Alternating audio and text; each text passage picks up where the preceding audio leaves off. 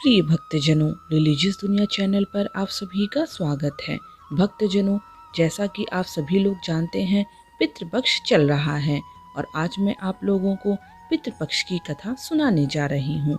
इस कहानी को पढ़े बिना या सुने बिना पितृपक्ष का पुण्य नहीं मिलेगा।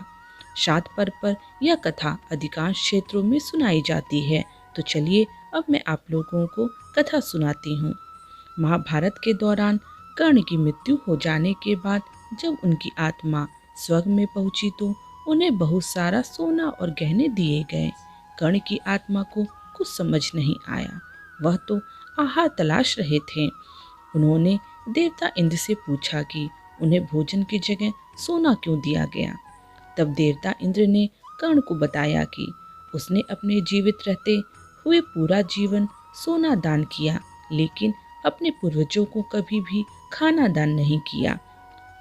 तब कर्ण ने इंद्र से कहा, उन्हें यह ज्ञात नहीं था कि उन्हें उनके पूर्वज कौन थे और इसी वजह से वह कभी उन्हें कुछ दान नहीं कर सके।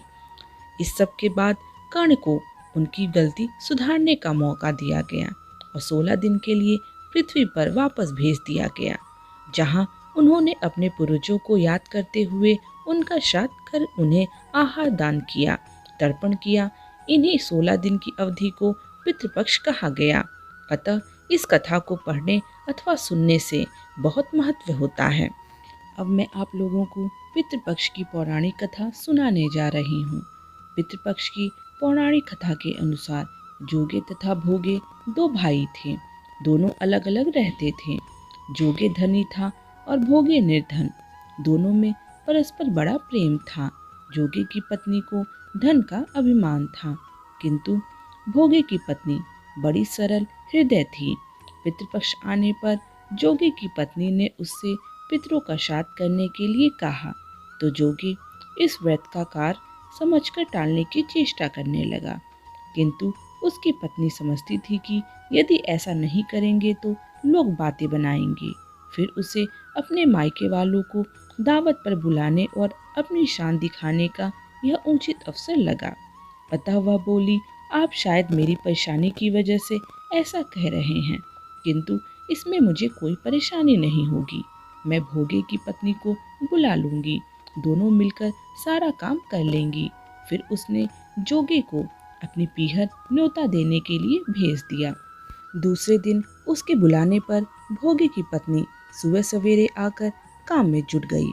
उसने रसोई तैयार की, अनेक प्रकार के पकवान बनाए, फिर सभी काम निपटाकर अपने घर आ गई। आखिर उसे भी तो पितरों का श्राद्ध तर्पण करना था। इस अवसर पर न जोगे की पत्नी ने उसे रोका, न वह रुकी। शीघ्र ही दोपहर हो गई। पितर भूमि पर उतरे। जोगे भोगे के पितर पहले जोगे के यहाँ गए तो क्या देखते हैं कि उसके ससुराल वाले वहाँ भोजन पर जुटे हुए हैं। निराश होकर वे भोगे के यहाँ गए। वहाँ क्या था, मात पितरों के नाम पर अगियारी दे दी गई थी। पितरों ने उसकी राख चाटी और भूखे ही नदी के तट पर जा पहुँचे। थोड़ी देर में सारे पितर इकट्ठे हो गए और अपने अपने यहाँ के श्राद्धों की बढ़ाई करने लगे। जोगे भोगे के पितरों ने भी अपनी आप बीती सुनाई। फिर वे सोचने लगे, अगर भोगे समर्थ होता तो शायद उन्हें भूखा न रहना पड़ता, मगर भोगे के घर में तो 2 जून की रोटी भी खाने को नहीं थी। यही सब सोचकर उन्हें भोगे पर दया आ गई। अचानक वे नाच नाच कर गाने लगे, भोगे के घर धन हो, भोगे के घर धन हो जाए। सांझ होने को हुई। भोगे के बच्चों को कुछ भी खाने को नहीं मिला था। उन्होंने माँ से कहा, भूख लगी है। तब उन्हें टालने की गरज से भोगे की पत्नी ने कहा, जाओ, आंगन में हौदी औंधी रखी है, उसे जाकर खोल लो और जो कुछ मिले बांट कर खा लेना। बच्चे वहां पहुंचे तो क्या देखते हैं कि हौदी मोहरों से भरी पड़ी है। वे दौड़े दौड़े माँ के पास पहुंचते हैं और उसे सारी आपबीती सुनाते हैं। आंगन में आकर भोगे की पत्नी ने यह सब कुछ देखा तो वह भी हैरान रह गई। इस प्रकार भोगे भी धनी हो गया, मगर धन पाकर वह घमंडी नहीं हुआ। दूसरे साल का पितृपक्ष आया। श्राद्ध के दिन भोगे की स्त्री ने 56 प्रकार के व्यंजन बनाए।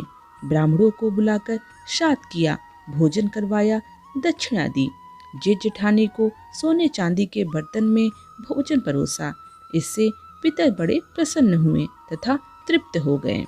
भक्तजनों, आशा करती हूँ कि मेरे द्वारा सुनाई गई पितृपक्ष की पौराणिक कथा आप लोगों को पसंद आई होगी। अगर पसंद आए तो कृपया इस चैनल को सब्सक्राइब करना मत भूलिएगा, जिससे इसी तरह की आपको और भी वीडियोस मिल सके। धन्यवाद।